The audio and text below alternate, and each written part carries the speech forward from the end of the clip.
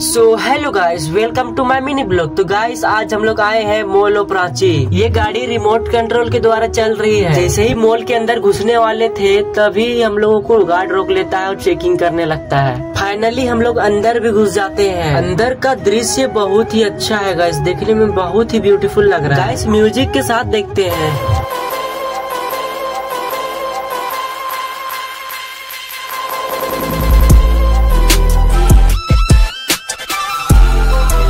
जिसके बाद हम लोग आ जाते हैं ऑटोमेटिक चलने वाली सीढ़ी के पास।